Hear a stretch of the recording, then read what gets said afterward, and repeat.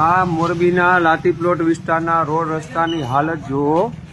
આજે અત્યારે સવારમાં 17 તારીખે એક વાહન ઘૂસી ગયેલું હતું. એને કાઢવા માટે થઈને એક ક્રેન આવી, તો ક્રેન પણ ઘૂસી ગઈ. હવે એને કાઢવા માટે થઈને બીજી ક્રેન આવી. મોરબીમાં કોઈ પણ વસ્તુની મહાનગરપાલિકા થવા છતાં લાતી પ્લોટની હાલતમાં સુધારો નથી. આ પોઝિશન રોજે રોજની છે ને. હવે આ ચોમાસામાં લોકો કેવી રીતના નીકળશે.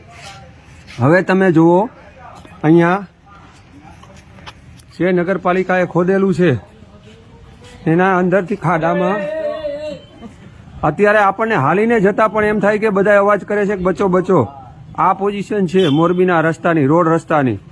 આમાં મોરબીના લોકો કેવી રીતના લાતી પ્લોટમાંથી પસાર થઈ શકે. આ બધાયમાં મોટા મોટા ખાબજા જો, આ રસ્તા જુઓ, આમાં વાહન જો. આ ક્રેન આવી હતી કાઢવા માટે. આ ક્રેન પણ ખૂંચી ગયેલ છે.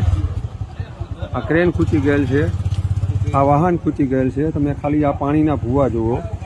આ મેઇન રોડ છે 2 નંબરનો લાતી પ્લોટનો. A ગ્રેડનો વિસ્તાર છે નગરપાલિકામાં. જંત્રીમાં પણ ગુજરાતમાં, મોરબીમાં ટોપરમાં A ગ્રેડનો વિસ્તાર છે લાતી પ્લોટ. ને એની હાલત જુઓ તમે આજે. આ જુઓ તમે વાહન.